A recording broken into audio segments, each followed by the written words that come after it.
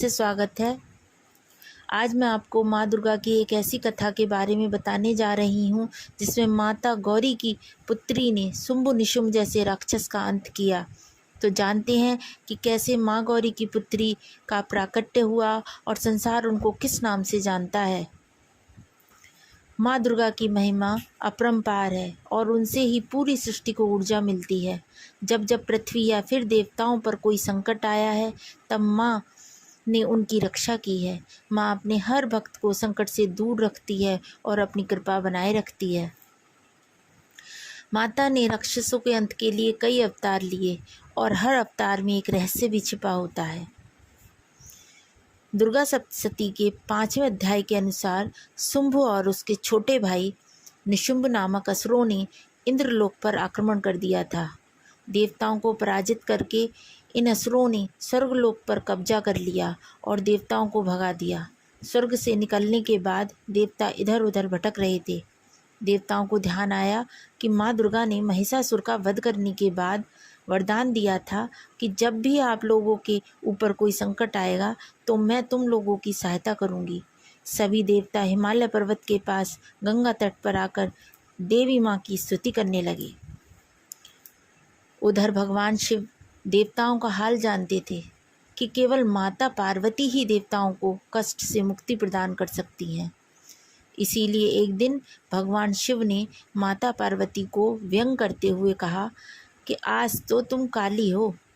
भगवान शिव के इस मजाक से देवी पार्वती नाराज हो गई और कहा कि आपने मुझे काली क्यों कहा?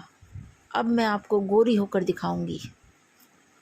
गौर वर्ण प्राप्त करने के लिए माता पार्वती हिमालय पर तपस्या करने चली गईं। तपस्या भी उन्होंने भगवान शिव की थी।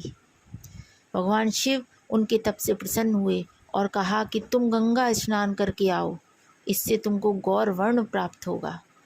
शुंभ व निशुंभ असुरों का अंत करने के लिए एक तरह से भगवान शिव ने यह लीला रची थी।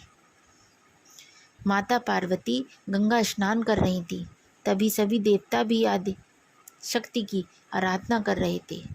माता पार्वती ने देवताओं से पूछा कि आप सभी किसकी स्तुति कर रहे हैं और आप पर क्या विपदा आई है।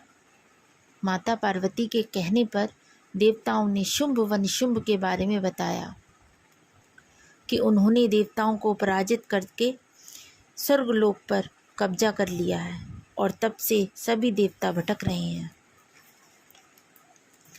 गंगा स्नान के दौरान माता पार्वती को गौर वर्ण प्राप्त हुआ और उनके शरीर से एक श्याम वर्ण की एक देवी प्रकट हुई जो कौशिकी देवी कहलाईं।